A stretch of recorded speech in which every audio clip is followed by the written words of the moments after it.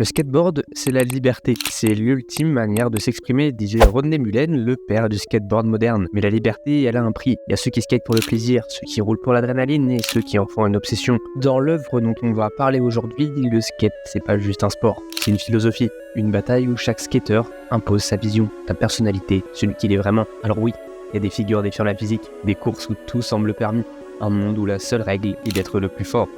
Mais alors, jusqu'où peut-on aller avant que le skate devienne autre chose ? Préparez-vous, parce qu'aujourd'hui on va plonger dans un animé qui ne parle pas que de skateboard. Skate the Infinity, c'est une série animée japonaise, produite par le studio Bones, notamment derrière My Hero Academia et Full Metal Alchemist Brotherhood. L'animé est diffusé entre janvier et avril 2021, mais un épisode bonus est sorti très récemment, en mars 2025.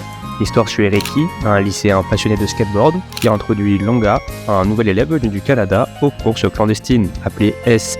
Reki, en vrai mentor, initie Langa aux subtilités du skateboard. Langa, fort de son expérience en snowboard, s'adapte très rapidement, peut-être même trop, si vous voulez l'avis d'un certain personnage principal. La relation entre Reki et Langa devient vite le cœur de la série, et le cadre des courses S ajoute une atmosphère intéressante à cette relation. Depuis le début, je vous parle beaucoup de ces courses. Les courses S, elles ne sont pas de simples compétitions, parce qu'elles représentent pour beaucoup un espace de liberté où les skateurs peuvent exprimer leurs talents sans contrainte et repousser leurs limites. La diversité des participants reflète d'ailleurs la richesse de la communauté du skate. Chaque skateur apporte sa propre couleur à l'événement, créant une vraie mosaïque de personnages et de techniques, et représentant très bien cette communauté de passionnés. Bon, maintenant parlons des personnages principaux. Lui, c'est Reki. En gros, c'est le cœur battant de l'animé. Son amour pour le skateboard est au minimum contagieux, mais il lutte avec des sentiments d'insécurité et de jalousie à mesure que Langa progresse, ce dont je parlais tout à l'heure, qui le rend profondément humain et relatable. C'est pas Son Goku, le mec il est juste normal, on peut s'identifier à lui, à ses défauts. Maintenant parlons de Langa. Avec son passé de snowboarder, il apporte une perspective fraîche au monde du skate. Son adaptation rapide et son talent naturel créent des tensions. Sa quête pour retrouver la joie de glisser est au cœur de son développement. La relation avec Reki et Langa est le pilier central de l'animé. Leur amitié évolue, passant de la camaraderie à des moments de tension, reflétant les hauts et les bas des relations réelles. Skate met en avant la difficulté de trouver un équilibre entre admiration et jalousie. Bon, maintenant vous vous en doutez, il n'y a pas que des gentils. Ah donc, l'antagoniste est un personnage aussi excentrique que complexe. En tant que fondateur des courses S, il incarne à la fois la passion pour le skate et les dangers de l'obsession.